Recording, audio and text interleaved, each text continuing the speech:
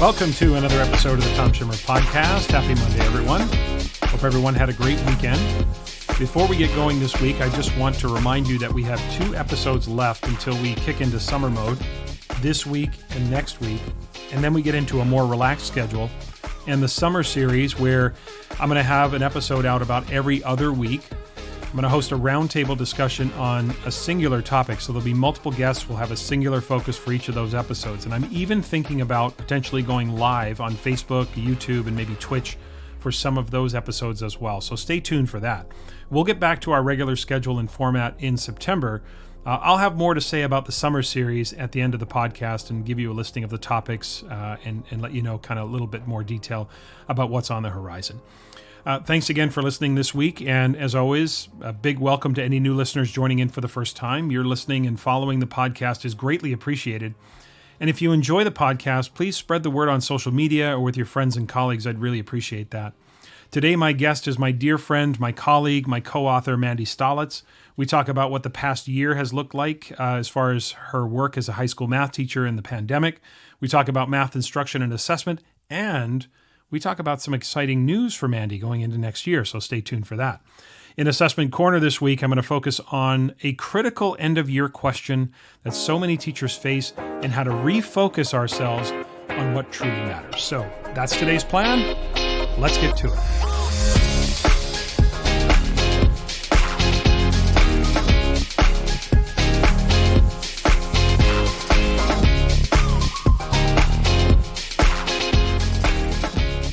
My interview with Mandy Stalets is coming up. But first, don't at me. But I want to open this week with a lesson about creativity from one of my favorite TV shows. Songland, which debuted in May of 2019, is a songwriting competition series on NBC, and it quickly became one of my favorite shows to watch. I have this thing about watching people who are experts in a field of which I know very little about. Like most people, I love music, but I know very little about music, so the show fascinated me almost instantly.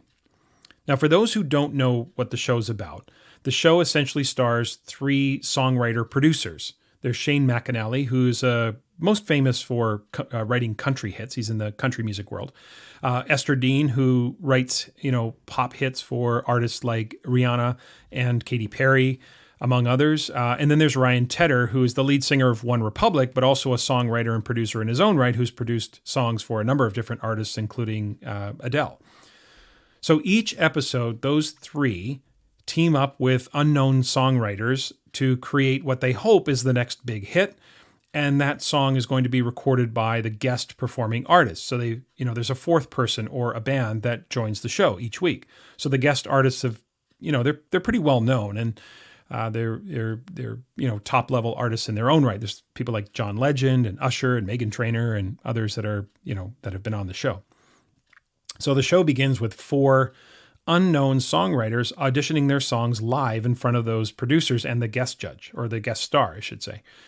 Now, they immediately get feedback for their song's lyrics, the message, and the music. So they actually get specific feedback on how to improve the song. So even if they don't win the competition or win the show, they've actually already won, because 3 or 4 giants in the music industry have given them, this advice on how to make their songs better. So they come out of this, even if they don't get picked, they come out of it with just some great advice on how to make their songs better.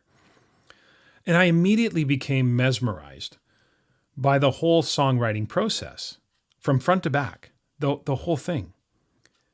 How those producers could just hear a song once and immediately start thinking about how it could be shaped or how it could be improved. Like I said, the whole thing fascinated me. So why am I telling you this? Well, I'm telling you this because I've recently, in the last few weeks, been working with a few schools or school districts in my home province of British Columbia on what we call our core competencies, our focus on 21st century learning, our focus on competencies in our relatively new, it's not that new anymore, but our relatively new revised curriculum. There's a focus on helping students grow and develop in 7 areas. And these core competencies include critical and reflective thinking, collaboration, communicating, personal awareness and responsibility, positive personal and cultural identity, social awareness and responsibility, and creative thinking. So I want to focus on the creative thinking part, or creativity.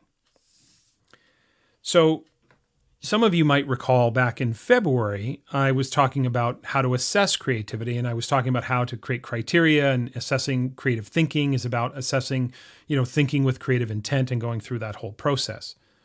So in my work with the schools and the districts recently, we were exploring this notion of creativity within the context of our core competencies. And it reminded me, as I was sort of working with them and talking them through the whole process, I was reminded of what I learned from Songland. And what I learned was that there is a discipline and structure and process to being creative. So even though our core competencies are more about creative thinking, and music, of course, is more about, artistic presentation, it's still important to remember that creativity is not just a free-for-all, and that there is structure and discipline behind that which is truly creative. Music is creative. Okay, there'd be zero argument for that, right? I mean, no one would say music's not creative, so we've got that established. But just think about music for a minute.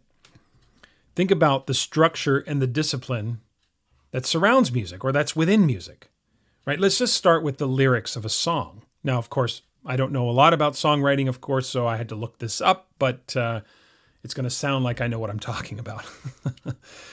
But most songs have a structure. They often have an introduction, like an intro, and that intro is kind of just building up to the beginning of the song. Then there, of course, a song always has a number of verses, and the verses are essentially what the song is about. That's the story of the song. Then you have the chorus, and the chorus is the peak of the song. That's where the theme or the title of the song, and that's kind of where the song kind of hits its peak. Songs often have a bridge, and that bridge is a section that provides a little bit of relief from the repetitive nature of the song. And sometimes it even has different lyrics and even different music, like they just change it completely. And even some songs, so I understand, have a pre-chorus, which is, not always there, but it's kind of a build up to the chorus. Right? So that's kind of the structure of a song. That's how you write a song. Now, I want you to imagine something for a moment. And I was chuckling to myself a little bit when I was thinking about this.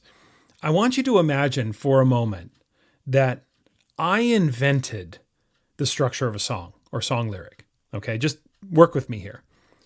Imagine if I went on Twitter and I tweeted something out that said, hey, everyone, I just created this thing called writing a song.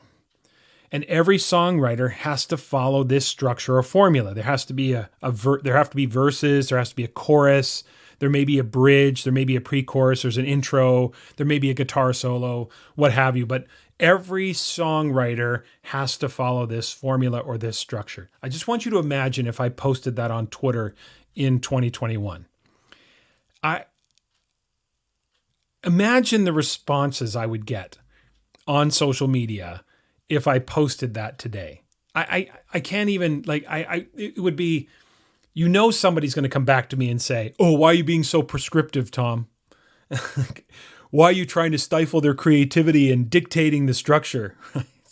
Why don't you let the songwriters decide the structure? Or is this just about compliance and them doing what you want them to do? Whose song is it anyway? I honestly, I got to stop there, because I could spend an hour just thinking about all the responses you might get on social media. It's exhausting thinking about how people would respond if that was the case today.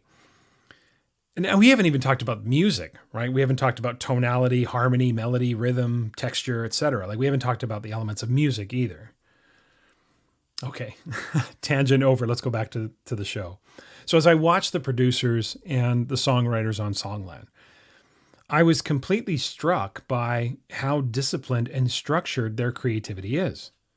That there is both an art and a science to creativity. Again, when they first hear those songs, the producers start talking about, hey, maybe it's in the wrong key, or they talk about there's not really a chorus in this song, or what's the story? I don't understand the story you're trying to tell. There's all sorts of feedback that the producers are giving the artist, or I should say the songwriter. And it makes me think that too often when we talk about creativity, we want to immediately gravitate to this open-ended free-for-all. And that might be fine when we're talking about something silent, like, problem solving. Go ahead and riff off and do whatever you want to do. But in music, have you ever heard a middle school band absolutely determined to invent their own notes or pitch or rhythm or anything like that? It doesn't work. Shout out to the middle school music teachers, by the way. How you shape those young musicians into some semblance of cohesion is truly miraculous, okay? Now, we know innovation, imagination, creativity has to occur within the structure of a discipline if it's going to have any kind of viable meaning. There are certainly elements of freedom throughout the creative process, but again, that's within the parameters of whatever discipline we are working within. There is a discipline, even in artistry, there is a discipline to acting. There is a discipline to painting. There's a discipline to writing. There's a discipline to just about everything. Even in problem solving, there has to be some discipline and structure there. If in problem solving you propose a solution that's not viable, not affordable, not attainable, not reasonable, then what good is it? Real challenges require real solutions. And real solutions often cost real money. So the idea that a viable solution just ignores, for example, the economics of the entire situation is maybe fine for an 8-year-old. But at some point, real change has to be really attainable. Anyway, the point is that we cannot and should not ignore the structure and the discipline of the process of creative thinking. You have to be well-versed within that which you are being creative in order for creativity and imagination and innovation to manifest. Now, back in February, you'll recall that when I was talking about assessing thinking with creative intent or creative thinking, there is a process for being creative. There is the preparation phase where you identify areas of curiosity that you want to investigate. There's the incubation phase where you then let those ideas marinate and you just think about all the potential iterations. Then there's the illumination phase where you get your epiphany and you say, okay, I think this is the most viable solution. And then we seek verification, right? What's possible? Is this actually doable? And a lot of times that verification actually comes through experts, that we seek out experts to say, is this something that's feasible? Is this actually possible? And then once we have verification, then we act. There's the implementation phase. And being creative without discipline and structure at times, of course, can be harmless, but at other times it could be catastrophic in the adult world. So when I watched the musicians and the songwriters and the producers on Songland, they taught me that structure and discipline and creative thinking do not have to be another one of these false dichotomies that we manufacture just for likes and retweets. Having not just a foundational knowledge, but having a level of expertise about a topic or an issue is how real and authentic hypothesizing and solutions start to come about. If you rush to be the most creative or the most innovative, you can't lose sight of how important that foundation structure or protocols or processes can be. It requires a little bit of front-end loading, but it's going to have a back-end payoff. As I said, my absolute favorite part of Songland is immediately following the first presentation of the song, where Shane and Esther and Ryan and even the guest artist start just riffing off the song. They start thinking about ideas. They start throwing it out there. They start playing off one another. What could be done to make the song even better? It is an incredibly creative moment. And honestly, it would be very easy to pass that off as just three people randomly throwing ideas out there. But where do those creative ideas come from? They come from years of honing their craft. They come from years of hard work. They come from years of discipline. They come from years, if you will, of content knowledge. All of that now affords them the ultimate freedom when it comes to their creativity, because their freedom is in the fact that their creativity is now habitual, that their creativity is now their default disposition. This podcast is a proud member of the Teach Better Podcast Network. Better today, better tomorrow, and the podcast to get you there. You can find out more at teachbetter.com/podcasts. Now let's get back to the episode. Joining me today for the interview is my dear friend, my colleague, and my co-author, Mandy Stalets. Currently, Mandy is a high school math teacher at the University High School in Normal, Illinois. Now, little story time here from Tom. In November of 2014, I was presenting at the National Middle School Conference in Nashville, Tennessee. Now, while I was there presenting, I thought to myself, in between my sessions, I'm going to attend other sessions on assessment and grading. So one of the sessions I attended was Mandy and her colleague talking about their standards-based grading journey. And within 10 minutes of that presentation beginning, I had already sent an email to Mandy saying, "Hey, I hope it's okay that I emailed you. Not trying to be the creepy old guy in the back of your session, but we need to talk." And the rest, as they say, is history. It did not take me very long to figure out that Mandy was and is an exceptional educator who deserved a much broader platform. Mandy joined our Solution Tree Assessment Center team as an associate in the spring of 2015. And very soon after that, she and I, along with Garnet Hillman, co-authored Standards-Based Learning in Action. She and Garnet have also since co-authored the book Coaching Your Classroom, How to Deliver Actionable Feedback to Students. That came out in 2019. And the two of them have another book on the way this July that we're going to talk about that book a little bit later. So I'm really excited to have Mandy on the podcast. Mandy, welcome to the Tom Schimmer podcast. Thank you. I'm excited. Yeah, I'm really looking forward to this conversation. I mean, you and I talk all the time, and certainly, full disclosure, we work closely together and we've done trainings together. So this is going to feel like a conversation that we've had many times before. So I want to start with the context of the past 14 months and, what the last 14 months has looked like for you, because you are still a full-time classroom teacher and you've been navigating the pandemic. So I'm wondering, what has it looked like for you over the last 14 months for you and your colleagues at University High School? So last summer, we were fully prepared to come back to school. We were coming back 5 days a week. We were excited. And about 3 days before the school year started in August, we got an email that said our school was shut down again.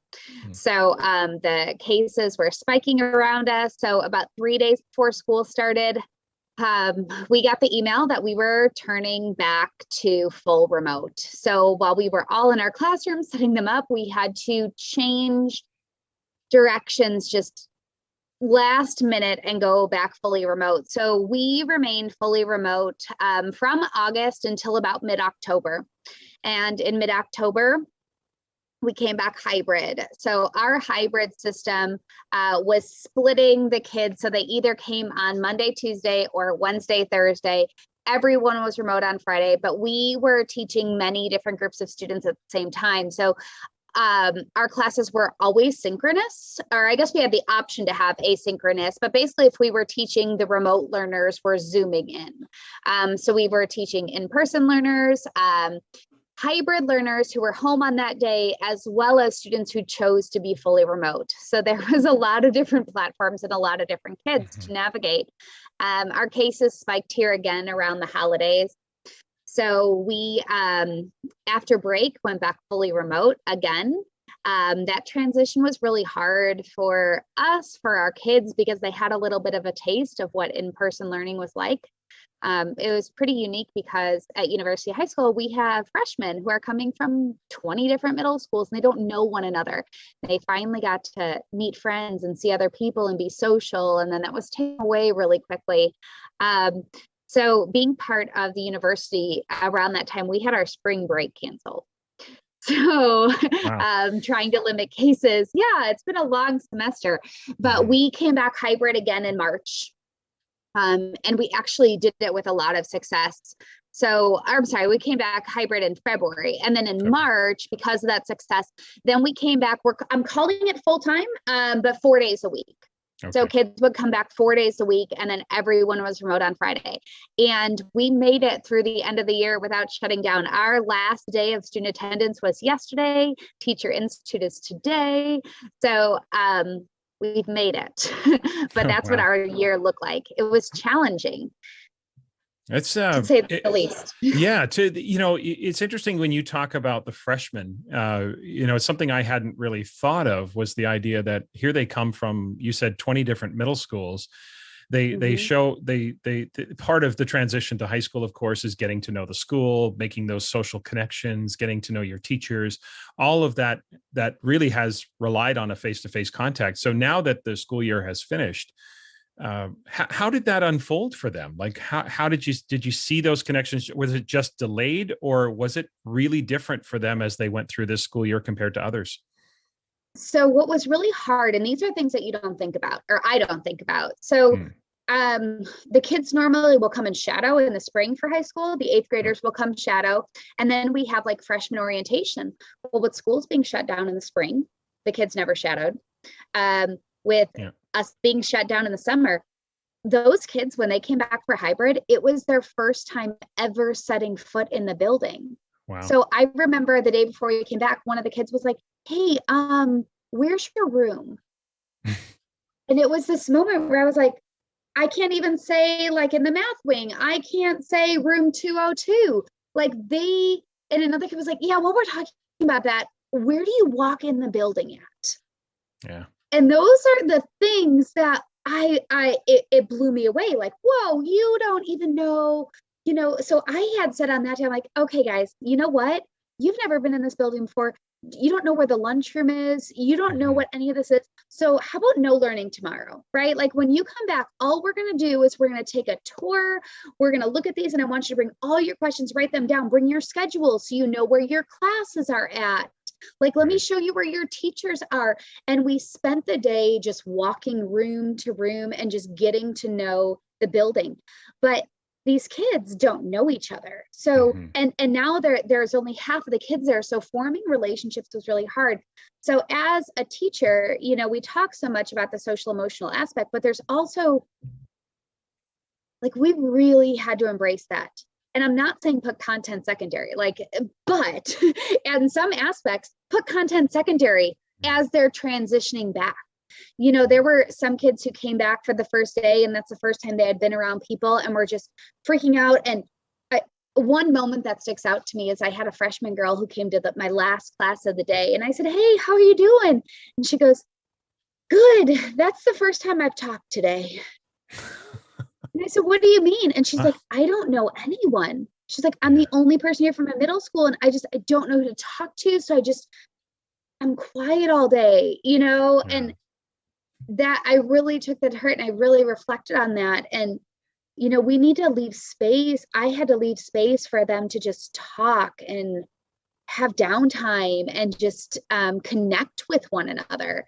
So I will say that yesterday in our last day, like my last class, they had said, in some aspects, it seems like the longest year we've ever had. And in some, it seems like the shortest because I finally just made friends. I was like, yeah. So it's been challenging. Wow. I just can't even imagine. I think it's so hard to fathom. I mean, this has been an incredibly challenging year for educators, but I can't imagine transitioning to a new school. Equally challenging for students, but those friendships and those connections they normally make as they enter high school, I can't even imagine that. Now, when you all were remote, or even like when you were remote, were you running a full day schedule? Like, were you running the schedule as you always had run the schedule, or was there a shortened version of that? No, we modified our schedule, but we were running a full day schedule. So instead of them going to first hour, second hour, third hour, fourth hour, we transitioned to a block. So we had 4 classes on Monday, Wednesday, the other 4 on Tuesday, Thursday. Then on Friday, we ran a shortened schedule where they did see all their classes, but with a late start. And then when we were remote, we had a requirement. Our requirement was at least 100 synchronous minutes per week. Yeah. Wow. So when you look at, how obviously everyone's anticipating that come the fall, things will be somewhat back to normal. Again, normal has to always be spoken with an asterisk, right? What does normal look like? But I think that we'll be closer to quote unquote normal come the fall. But when you think about some of the adjustments you made to your teaching practices, from last spring, obviously 14 months ago when the pandemic really hit, in March of 2020.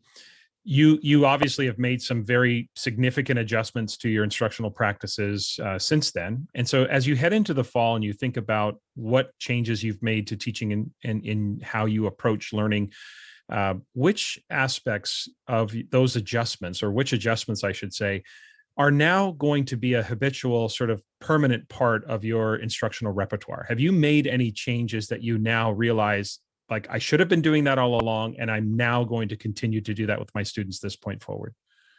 Yeah. So I'll share a story with you because this is the story that really changed everything for me.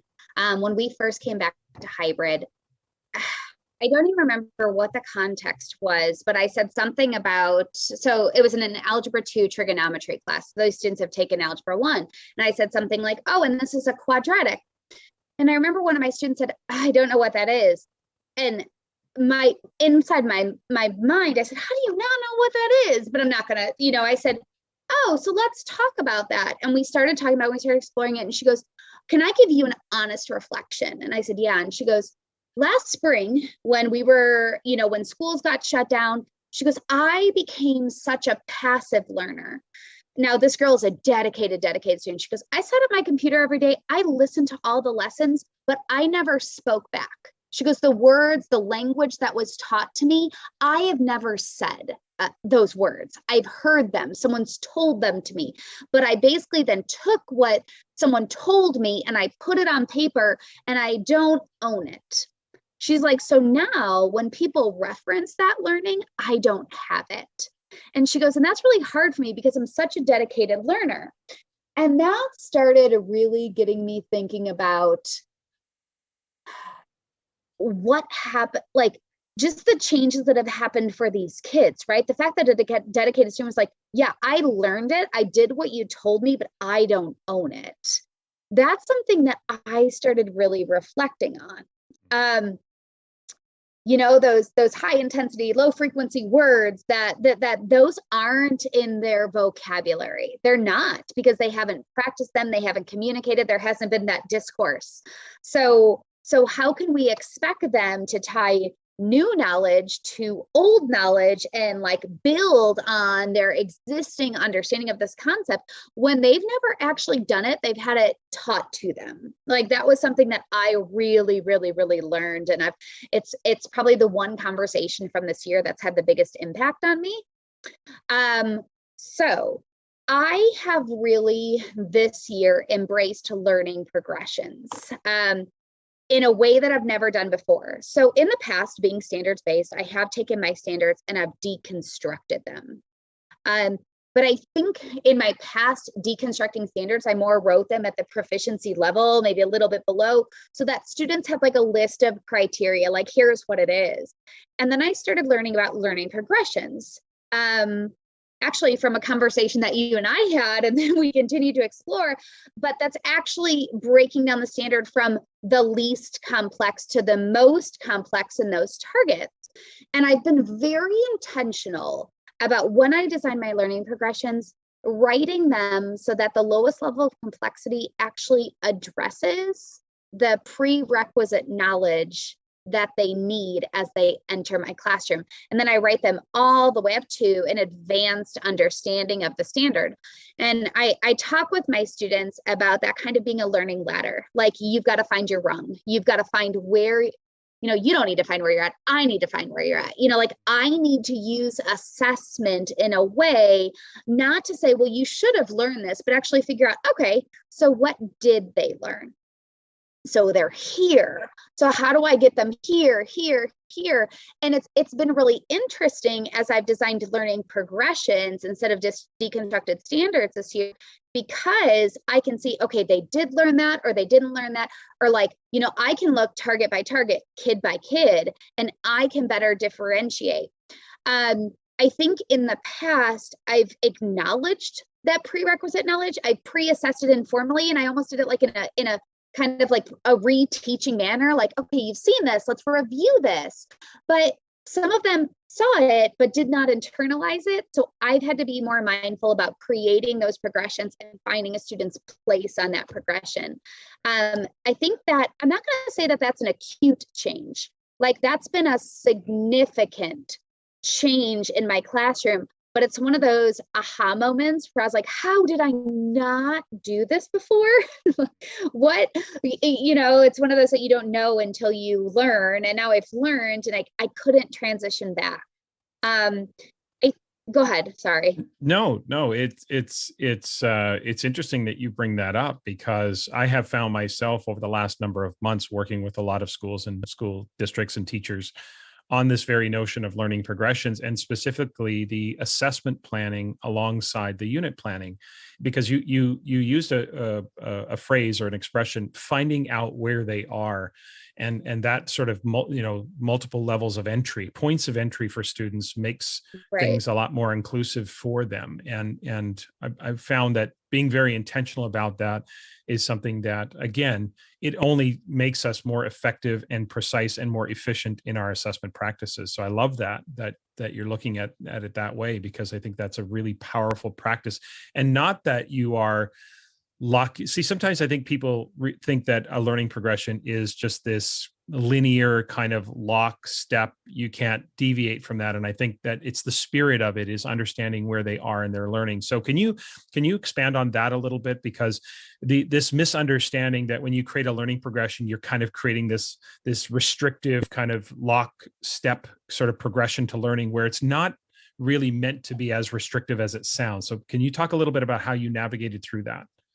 Yeah. So, I'm going to answer your question in a minute, but I'll say like the other thing, the other acute change that I've made, is really prioritizing standards as well. Oh, okay. And I think that's important for this progression conversation, is I did have to I can't get through the same content that I always have at the same rigor level. But what I could do is I could look at my classes and at the end of the year and say, what do I want kids to know, understand, and do? What are the non-negotiables for them to be successful in the next course? Like, got it. Let's backwards design and let's actually almost prioritize the priority standards for this year and figure out which ones are the most important.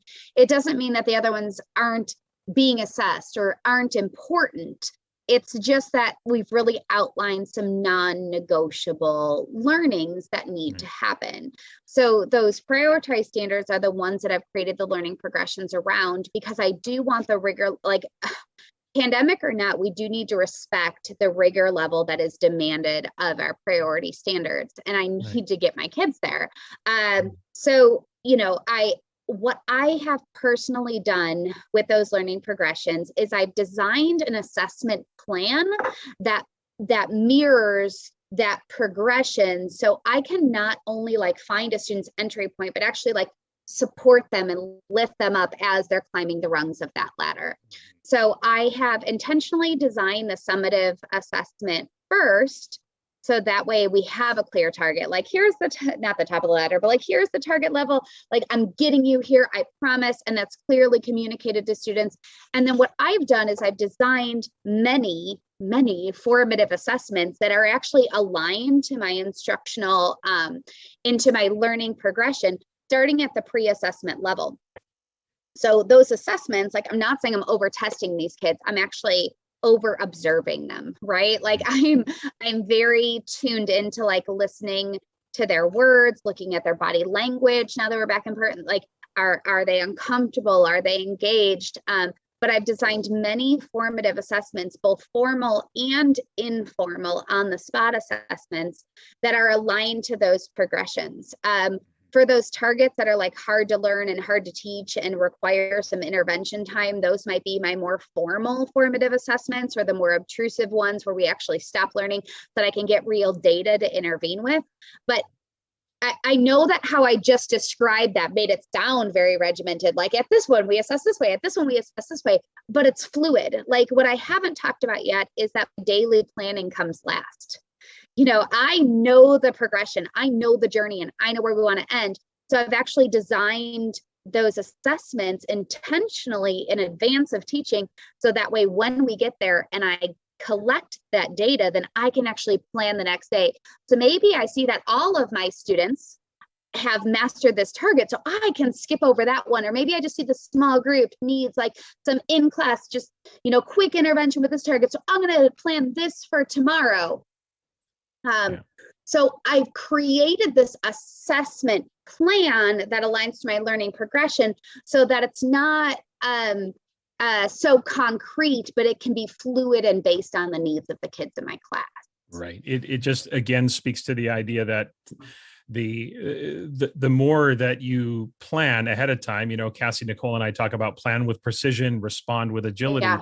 This idea, it feels like a dichotomy, but it's not, because the more you're planned in advance of the instructional progression, the more you have the flexibility to react and respond, knowing what those benchmarks are for sure. I want to turn our attention to the students, because obviously, the big issue coming out of COVID is the levels and degrees of trauma that students have experienced. And I'm going to set that aside, not trying to underplay that, not trying to dismiss that, have to acknowledge that. But I want to focus on, because that's going to require some very serious, sometimes personalized interventions for those learners. And there, it isn't just about learning, it's about them as young people for sure. So setting that aside, I want to think about, from a learner's perspective, coming sort of, and I know we're not out of COVID yet, but coming out of COVID, do you think that the pandemic has permanently changed learners and the way students approach learning when and if, things get back to a level of normalcy in the fall, or maybe they have for some schools, this spring? How do you think learners have sort of permanently changed in how they approach learning? And if so, in what ways do you see that? Okay. So I think we can all agree, like, as things get back to normal, that there was no learning loss. Nothing was lost along the way. But, when my kids transitioned back to full-time learning, I was so excited. Like it was like the day before vacation, I couldn't sleep the day before. I was so excited to just have this active, loud, like classroom. I was missing that chaos in my life. And I remember after the first week, I was really sad. And it was because, like, while there wasn't necessarily learning loss, and maybe another teacher might have had a different experience, what I found is that my students didn't make progress, or maybe even lost some of the learner qualities that they had developed over the years. Without that support at home, it was really easy to just grab the cell phone and, like, be scrolling through while the teacher was talking, or it was a lot easier to give up when learning was hard. So I know I took your question and went in the other direction, and I'm going to turn it around in a minute, but that was one of the things that struck me as a goal for myself moving forward, is that not only teaching the content, and getting frustrated for the lack of the skill. Like, I can't get frustrated with the lack of a learner quality if I'm not focusing on teaching and providing feedback on that learner quality. So I'm hoping that that's not a permanent change, but I think it's something that we need to be mindful of learners, because they do need to be coached back into those strong qualities. However, I've seen a lot of great things come from my students, and this is something that I hope goes with it. With those learning progressions, one of the things that I've been really mindful of doing, whether it's in a remote or hybrid or in person, but if they see that learning progression and if they see that journey from, like, least complex to most complex, my hope that I was really trying to teach students to dive into was self-assessment. Do you see where you're at? Do you see where you need to go? So do you know, like, what you're learning, where you're at, and how you're going to get there? And what I've seen in students that gets me really excited is some of those self-regulatory skills. I will have students who come back, now being a math teacher, that'll come back and be like, I've got this. I don't need to keep practicing. Prove it to me. You're right. You do have it. So I hope that students, they were forced to self-regulate, and they were forced to self-assess, obviously with the guidance of a teacher, but the teacher's not standing next to them and looking at their body language and looking at their work. So it's their responsibility to kind of gauge their proficiency. And I think that that's one of the things that I think my students, I've seen that students realize that they don't need to be sitting in a classroom looking at something to learn. That learning looks different, that they can find their own resources, they can collaborate in different ways, and they can also self-assess and see where they're at or what they need, and then they can learn to advocate for themselves. Mm-hmm. So I think my hope moving forward and what the permanent piece is that students understand themselves better at learners, can better advocate for themselves, and can better design their own learning journey, mm-hmm. and kind of advocate for themselves and talk about where they're at, what they understand, and kind of understand how their brain processes information and how much support mm-hmm. they need. The pandemic definitely afforded us and almost forced so many teachers to build those self-regulatory practices in classrooms because of the absence of students and because of where they were learning remotely, for sure. I want to shift now and talk a little bit about math instruction and assessment. I'm sure you've seen this as well, but I often see math as being a bit of a polarizing subject in education. Many have moved to a more sophisticated kind of problem-based, authentic approach to math instruction, while others can feel stuck in a kind of algorithmic, right, wrong, somewhat reductionist approach to math. So in your mind, what is the ideal way to approach math instruction, and subsequently, what is the ideal way to approach math assessment? All right. So I want to make sure that when you say ideal, I don't have all the answers, right? But here's my philosophy, and this is my belief. And this is, a few years ago, I started scoring EdTPA. You guys don't have EdTPA in Canada? Not in Canada, no. So okay. Quick lesson for all of us. Very quick. Illinois, a university high school is a university lab school. So we service Illinois State University. So our purpose is to train pre-service teachers.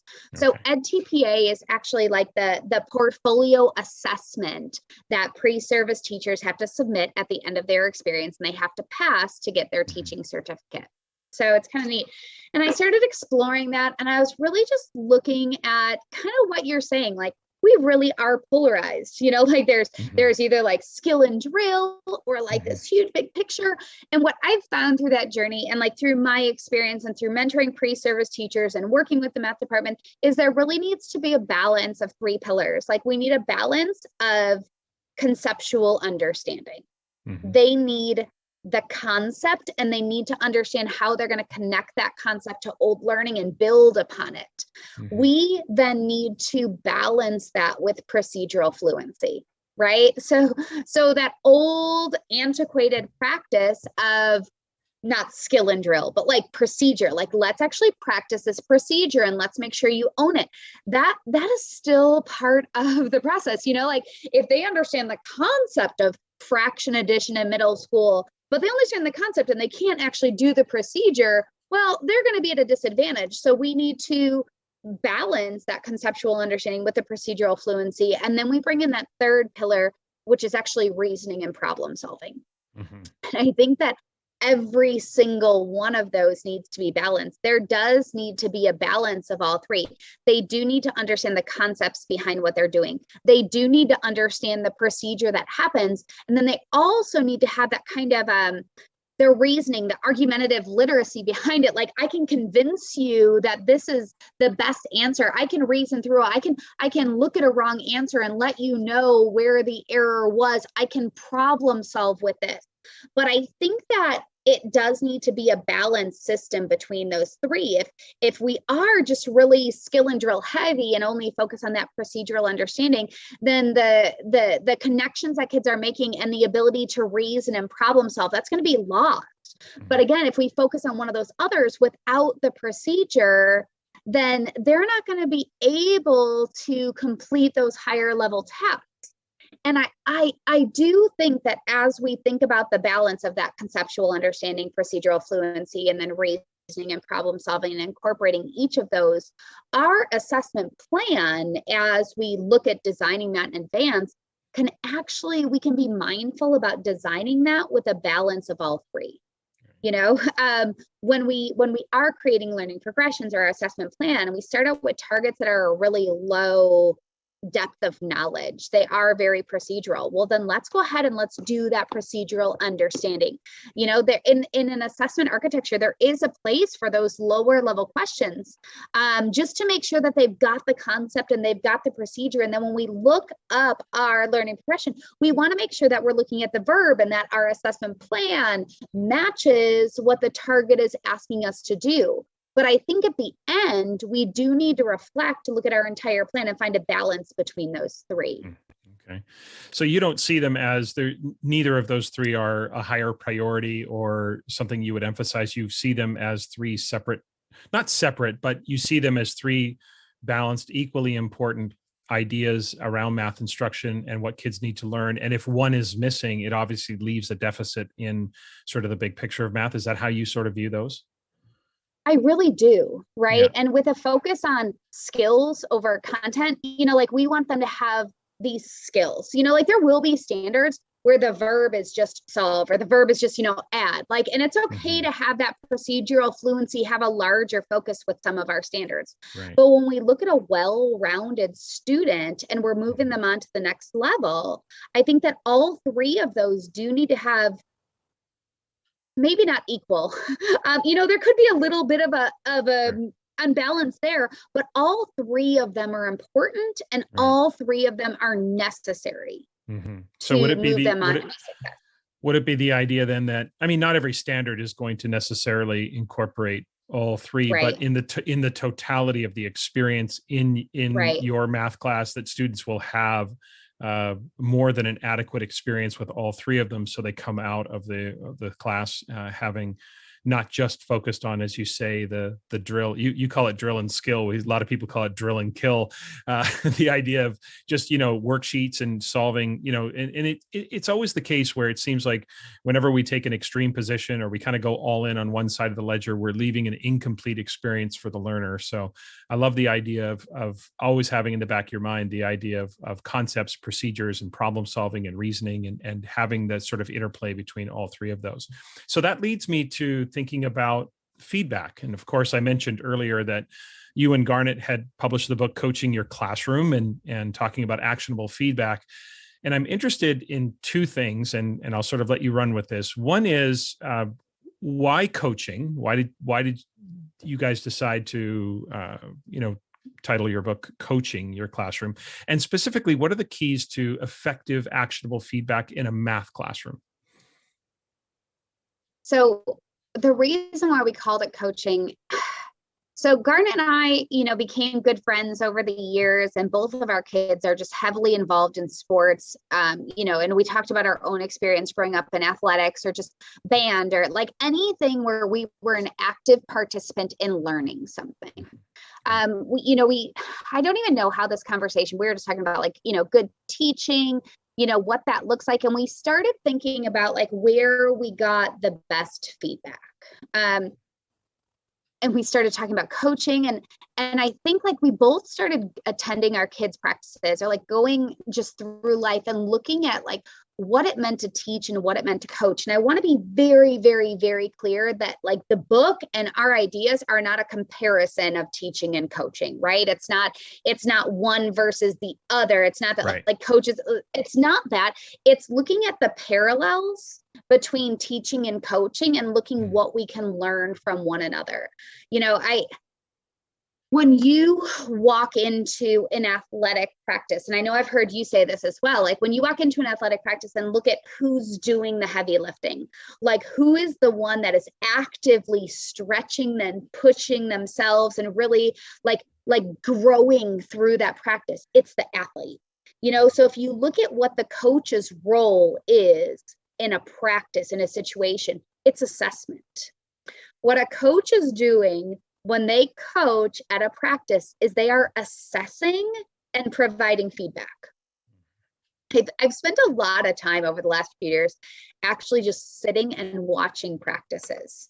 And looking at what the coach does. They're actively looking around, observing, like they might stop 2 kids to reteach a skill. Now then, they might stop practice to say, hold up, we need to come back together, remind ourselves of our goal. Let's talk about this together. Now you go back. There's a time and a place for direct instruction, but then there's also a time and a place for active observation and assessment and feedback. And we started looking at that, and me being at a university lab school that trains pre-service teachers, I started reflecting a lot because there's such a focus in pre-service education on the lesson plan. What are you going to do? And I view that as really teacher-centered instead of student-centered. Like assessment is starting to gain some traction. Like we are starting to talk more about assessment, but when you have this great lesson plan, it's all about what you are doing and how you are delivering content and how you are assessing, where really it should be about like, what is the student learning? What is the student doing? And then how are you actively watching, observing, reacting, and providing feedback? And we had a lot of talk about just what it meant to coach your classroom.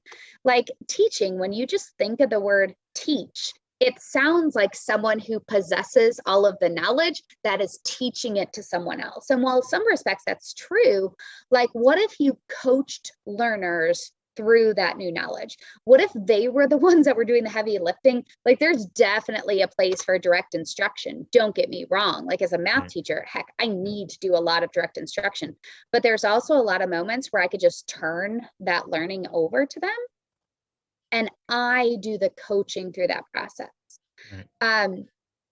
Because I think that feedback is more natural maybe in the ELA realm, like it's something where there's not a lot of pushback there because it's what we're used to. And in math, I think it's really easy to look at work and determine the correctness of the work.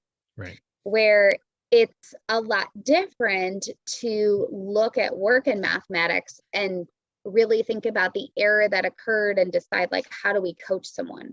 How do we look at this work and recognize strength?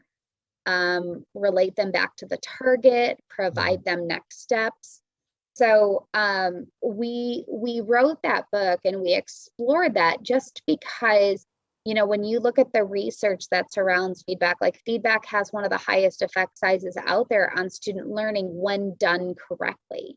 And it doesn't matter what realm you're in. There are moments in each of our classroom where we can turn learning over to the kids, let them be the active ones and allow ourselves an opportunity to coach, to see body language. This year was hard, but it was really easy in past years to see hunched shoulders or disengagement and to lean in. But if it's a teacher-centered classroom, there's often not that space to observe those moments. So through that book, we had given some feedback models, some structures to guarantee that each learner is getting the same amount of coaching. But it's one of my passion areas for math because I am so sick of people walking in my classroom and saying, I'm not a math learner. Yes, you are. Every single kid learns math. Let me coach you. Let me provide you feedback. And so that's where we were at with that. It's my passion project. I love it. So let's just explore this a little bit. Maybe put it into context, but what are one or two of your favorite feedback strategies that you use in your math classroom specifically? Yeah, so we actually did a lot. I've gone through this journey, but I'll tell you my two favorite. Two favorite is one of them is not like a real structure. It's just something that I've developed over time. Whenever I provide feedback to a student in my classroom, whether it be written on their work or whether it be me coaching my classroom, walking around and stopping to a kid, the first thing that comes out of my mouth is a recognition of a strength or where they're at. No one is that far off that I can't recognize something, whether it's an effort, whether it's engagement, I start by thanking them or recognizing them for where they're currently at. So for me, that means that when students do that, I get different body language. I get a different reaction. I get students that are, oh, you recognized me. You saw me in your classroom. Got it. So I might say, hey, thank you so much. Like, I love that you're highlighting, underlining key information in that problem. That's exactly what I've taught you to do.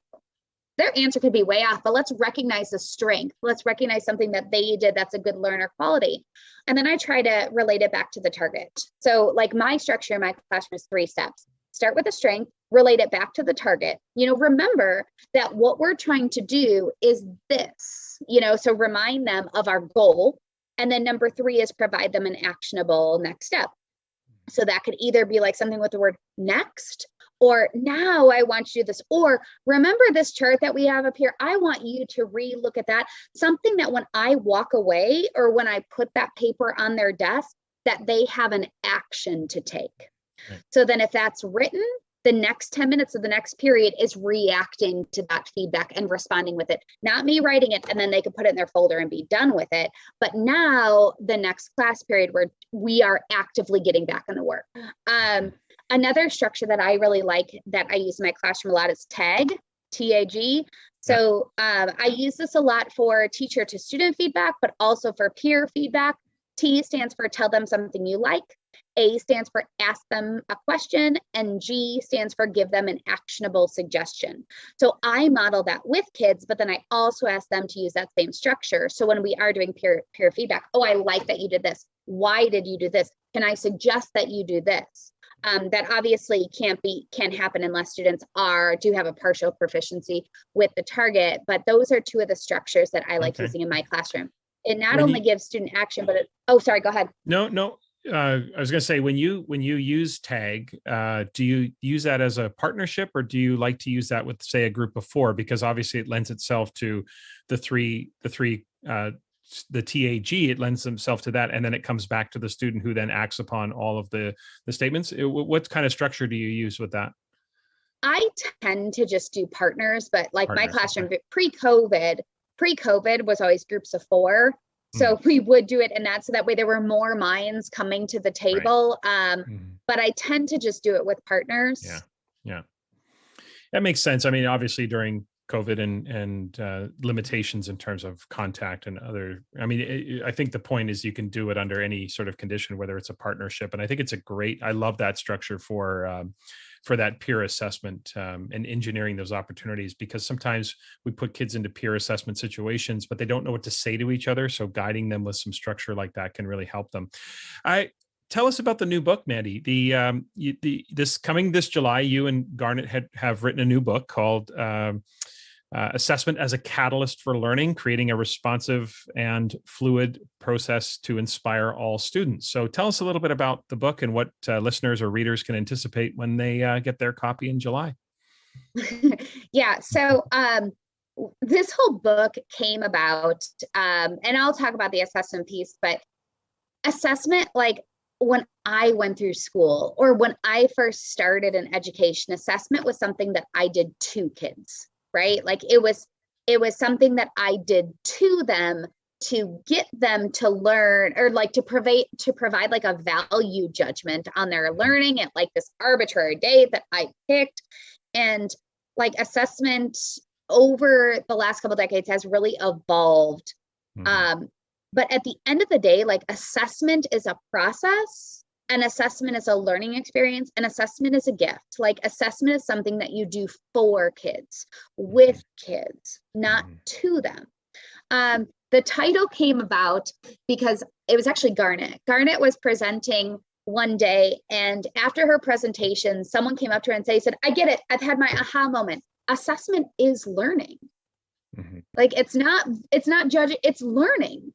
And, Garnet had called me and said, this is what we did. And I was like, all right, like that's our title. That's what we're going with. And of course, titles get changed. So assessment as a catalyst for learning is where we're at now. But It's the whole premise that every single person learns from assessment. Students learn from assessment. Teachers learn about what comes next. Teachers learn about their learners. Teachers learn about learning styles.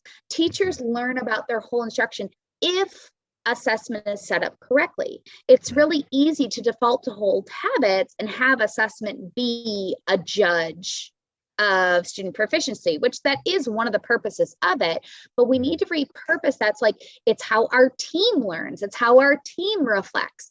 And it's really just about not assessment as a single event, but as a process over time that supports students and teachers. Right. I mean, in some ways we can look at assessment as feedback from the students to us in terms of how we understand where they are, how we make adjustments, how we respond in those situations, and the information runs 360 degrees for sure. These are very exciting times for you, Mandy, because not only do you have a new book coming out in July, but you have a new job next year. So tell us a little bit about the new job.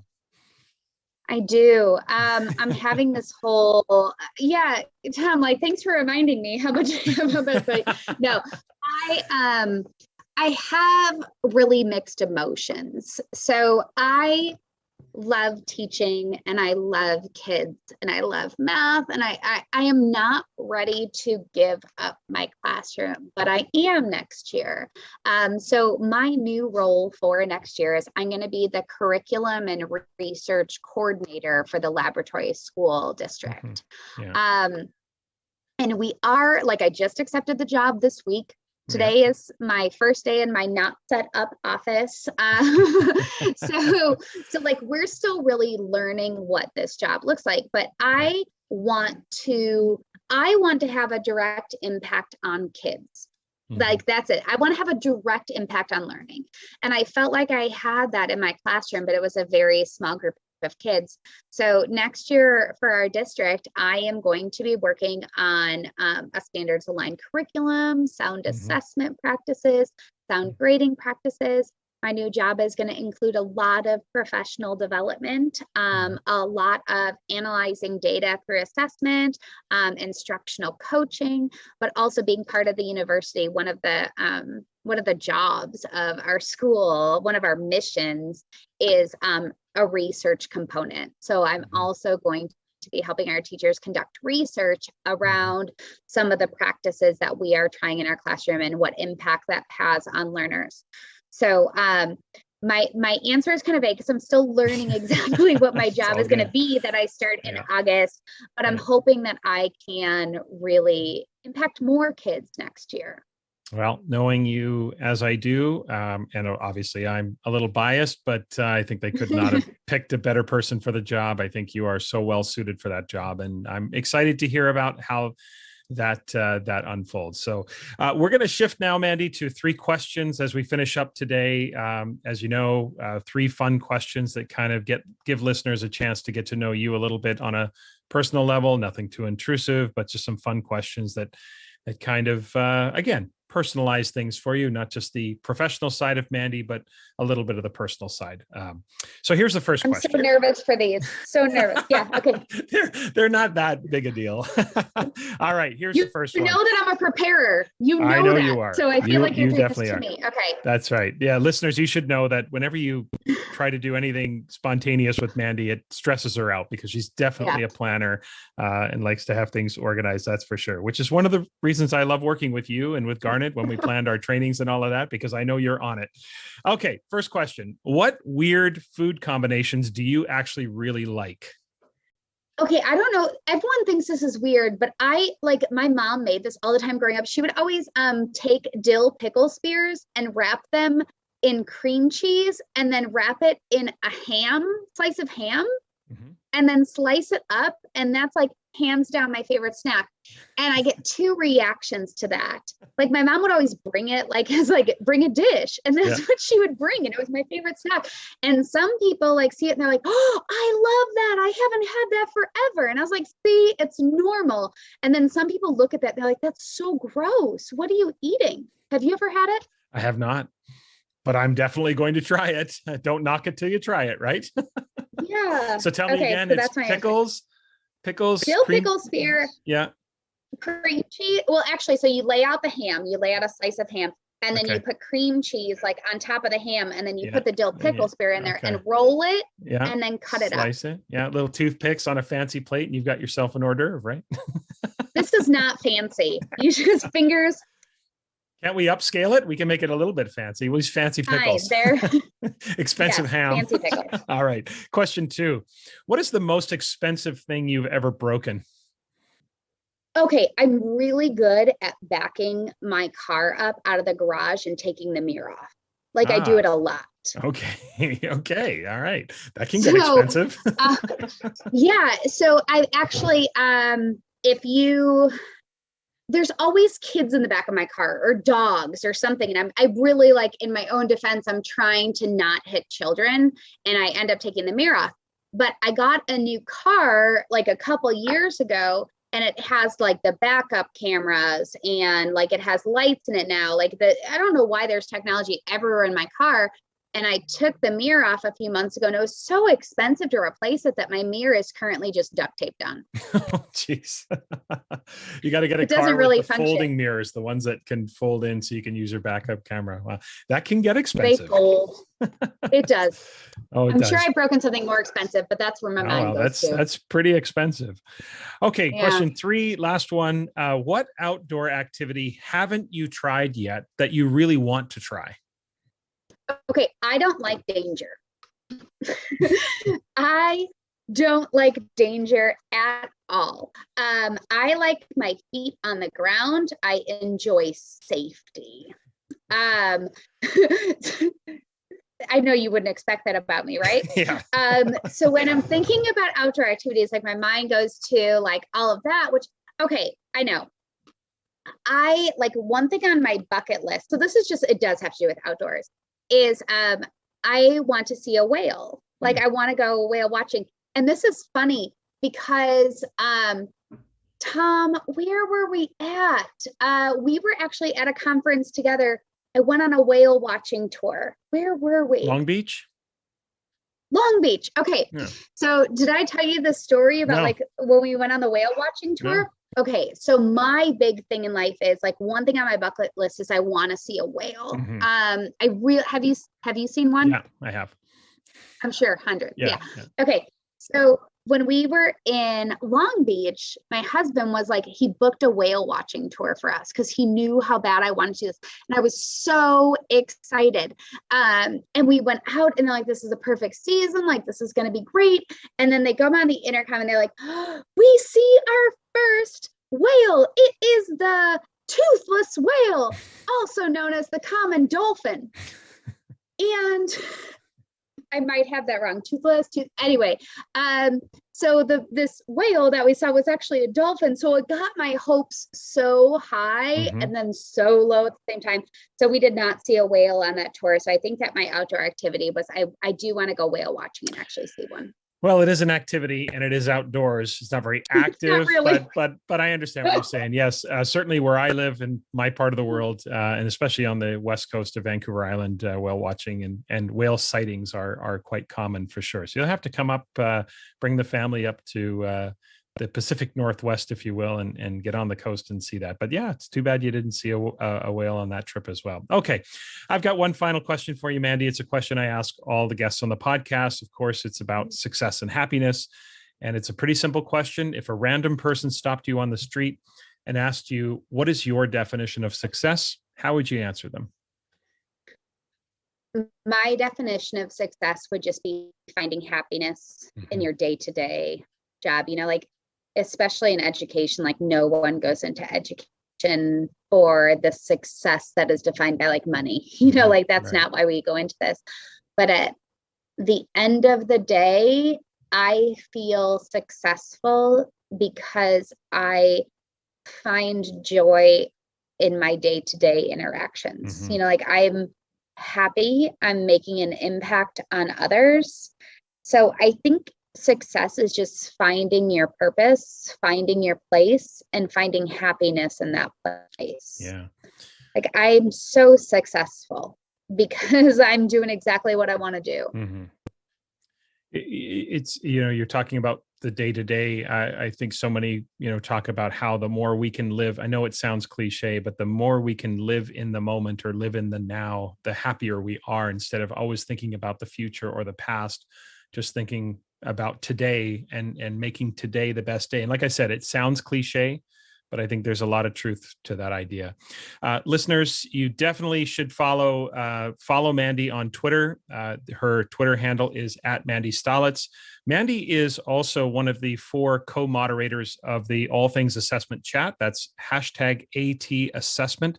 That chat happens every other Tuesday. So we just had one this past. So a week from tomorrow will be the next chat. So if you want to check that out, and we will be taking a break over the summer and then coming back in the fall as well. So really thrilled to have you here, Mandy. Looking forward to hearing about the new job. Looking forward to reading the new book. This is going to be the summer of Mandy that's happening over for you. That's very exciting for you. So Mandy, thanks so much for being here today. Thank you for having me. As we approach the end of the school year, today in Assessment Corner, I'm going to focus on a common end-of-year dilemma and maybe have you shift, if you haven't got there already, just shift how you approach trying to reconcile what's missing from students. And for some of you, of course, the school year is already over or will be over in short order, so you may be challenged in trying to make this change this year. And for others, you've still got a few weeks or a month to go, or maybe even a little bit longer. So the degree to which each of you can make this adjustment is certainly contextual. And if you can't do it this year, think about it going into next year. As time presses toward the end of the school year, teachers have forever faced the challenge of trying to reconcile missing assignments, to get students caught up, and to make sure when determining a student's final grade or level that it provides as accurate a picture as possible. What I want to suggest is that we shift our focus away from what tasks are missing to what samples are missing. This would be a subtle shift in focus for some and a massive shift for others. The key is to examine evidence from assessments through the lens of learning rather than the lens of assignments. To determine a student's overall grade, or even multiple grades within curricular strands or categories, we need to have enough evidence. Now consider this about reliability from Jeffrey Smith. He wrote this back in 2003. Quote, "What teachers really need to know from a reliability perspective is, do I have enough evidence to make a reasonable decision about this student with regard to this domain of information? The essential reliability issue is there enough evidence here?" End quote. Now, it has never been true that students have to complete all tasks in order to earn their grades in school, because that would mean no student on an extended illness would ever be able to earn their end of semester or end of year grade. Now, you might say to me, "But Tom, that's different, because an excused absence would happen. We would make an adjustment to an excused absence." Now, okay, so excused versus unexcused definitely matters from a behavioral perspective, and whether their absence from school needs some follow-up or some follow-through in terms of their behavior. But from a learning perspective, it really doesn't make any difference. Missing evidence, whether the result of an excused or unexcused absence, is missing evidence, period. The reason the student on an extended illness can earn a grade is because the teacher has seen enough.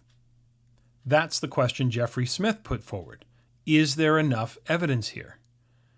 Reliability always precedes validity, right? So validity is really about interpretation, making a valid interpretation of the results, whether on a single student assignment or sample or a body of evidence. Ultimately, we have to make a valid, meaning accurate interpretation of what the student has done to make sure that the score on a single assignment, or in the case of a semester grade, to make sure that the final grade is actually accurate and valid.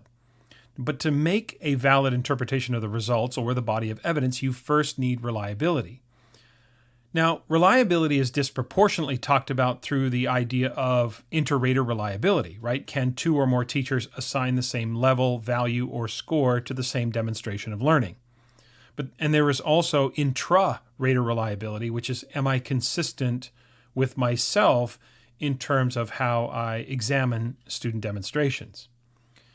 Jay Parks, back in 2013, wrote this about reliability. Quote, "Reliability, as a property of necessarily inferential decision-making, must be maintained." End quote. Now, Parks goes on to summarize the dilemma we find ourselves in schools.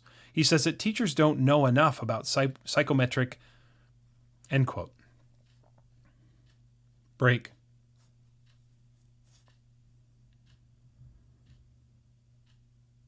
Jay Parks wrote back in 2013, quote, reliability as a property of necessarily inferential decision-making must be maintained, end quote. Now, Parks goes on to summarize the dilemma we find ourselves in schools. He says that teachers don't know enough about psychometric best practices, nor do they do enough about them. However, he does jump to teachers' defense by saying it might be unfair to judge teachers against the expectation, since a lot of teachers, many teachers, most teachers, have really not been given the opportunity to even learn that which they don't know. So it's hard to judge teachers against this idea that they don't know enough and don't do enough when they haven't been given the opportunity. We don't know what we don't know, right? So the bottom line for me is it's probably a good idea that we have as teachers at least some working knowledge of what validity and reliability represent. Okay, so back to the missing evidence. Do I have enough is the question. That's the question. So when you look at evidence gathered, move away from the question of how many assignments or tasks is the student missing and move toward the idea of thinking what evidence is missing, like what samples are missing. Some of the missing tasks are redundant, and you know it. They are. To have the students complete those redundant assignments is really an exercise in compliance. You know you have enough evidence for that learning or this particular standard or that category or strand. So to make the students complete yet one more task really does just speak to the issue of compliance. Now you might say, oh, but Tom, the other students had to do them. Yes, they did. But why is it okay to excuse the student on an extended illness, but not the student who's missing the assignment for other reasons? And again, don't give me the excused versus unexcused absence, because now what you're talking about is behavioral competence or sort of social competence slipping into your grading decision, right? So if you're willing to have and say that you have enough evidence, even though you don't have all of the assignments done, that is either true or it's not true. Either you have enough evidence or you don't. And it doesn't matter why the assignments are missing. It just matters that you do or don't have enough evidence. This is the bigger issue. Are students completing tasks, or are they providing evidence of learning? Now, of course, it's both to a point, but the question is, what lens are you using to examine your gradebook? So the question that matters the most at the end of the year, end of semester, etc., is, do I have enough evidence to make an accurate determination and justify a passing grade? If the answer is yes, then the question would be, what is that grade or level? If the answer is no, we ask ourselves what evidence is needed, like what evidence do I need to gather? And the second question, of course, would be, is there enough time? Do I have enough time to do this? Hopefully, we would be actively seeking that evidence long before we're pressed up against the end of the semester or the end of the school year, but, it does happen. And some teachers will say to me, Tom, what do I do if a student hands me 15 assignments or 20 assignments, or if I have 7 students that hand me 15 assignments at the end of the semester? Those are situations where I think we're probably not doing enough during the school year to keep students current, and it's building up, and then we get to the end of the semester. I know there are individual circumstances that lead to that, but if that is a common pattern, that's probably an issue that needs to be dealt with earlier in the semester. And I talked a lot about that earlier in the year when I talked about redefining accountability. And that's something we can revisit going forward. So depending on the age and the grade of the student, we would respond from there. Do I have enough evidence? If I do, then what's the grade? If I don't, can I reconcile that? And if I don't get enough evidence, then we'd have to respond. And for our youngest grade levels, and even up through middle school, it's likely students are going to move to the next grade level because the research on retention is very clear. And of course, there might be exceptions to that based on the age and maturity of the student, but those would be the rare exceptions to the rule. They would not be the rule, and so we would move students to the next grade level. But that doesn't erase the fact that we were missing some essential evidence. So schools, individual teachers, school-based support teams, intervention teachers, we're going to have to talk about that and what that looks like for the individual student.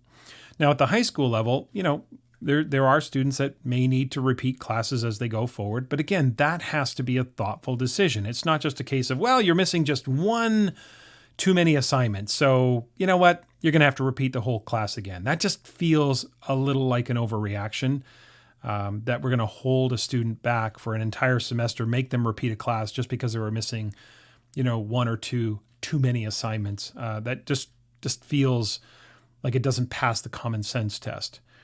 Look, again, repeating classes may be necessary, but let's make sure that it's necessary and that there isn't something we can do, that maybe we can register them for the next science class, for example, in the second semester, and we can help them get caught up on their grade 9 science class at the first semester of next year so they can take their grade 10 level science class, in the second semester. There's things we can do to be creative, and I know a lot of schools already do that.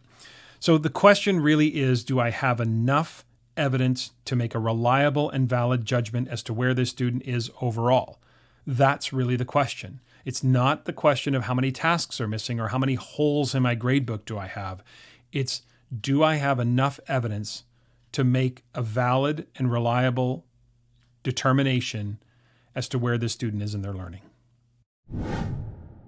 Okay, as we close out today, just a reminder about the Achieve Institute coming virtually this August 16th through 18th. That's going to feature myself, Cassandra Erkins, Nicole Dimich, and Katie White. SolutionTree.com is where you'll find the details, and there's a link in the show notes to help you get there. Also, would encourage you to check out all the podcasts on the Teach Better Podcast Network. That's teachbetter.com/podcasts.